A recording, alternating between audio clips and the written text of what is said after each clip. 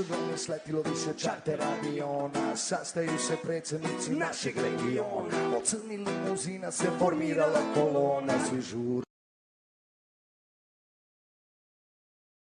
izgubi, gdje se lova dobija, imao kakve vajbe od inostranih lobija, teške teme fajne izbježna gastronomija. Kod švedskog stola su Vučić i Kitarović, polako se pridruže Bakir i Zetbegović. Od današnjeg sastanka zabolile ih nogice, zašto švedskom stolu pali švedske stolice? Vučić kaže: naše težnje aspiracije su ulazak u euroatlantske integracije. Kitarović kaže: a čuj kompa kužiš, koliko ti je kreve dug, toliko se i pružiš. A Bakir na to samo jednu stvar da doda, samo neke zdravlja, bit će sve. Ako Bog da, inšala, ako Bog da.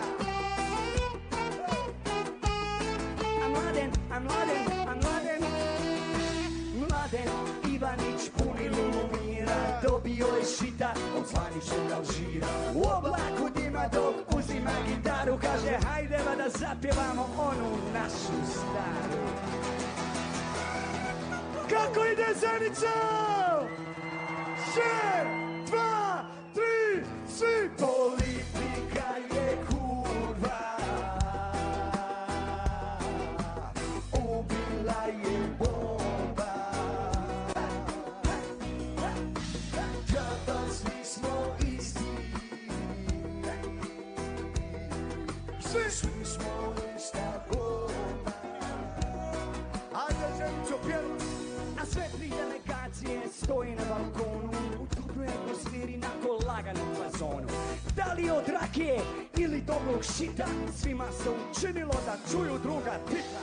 Da vas pitam, drugovi, majku li vam vašu, za kaj ste razjebali lijepu jugu našu? Bratstva i jedinstva, ugasili ste plamen, sve ćete na goli otok, tuzat ćete kamen. A nije ni zbog droge, nije kriva loza, sada opet čuju glas Josipa Broza. Zato ste se usali, imamo malo humora, da vas malo otrnemo od sastanka i umora. Zasviraj harmoniku, razvežimo kravate, sad naručimo lako, kojim jebe mater.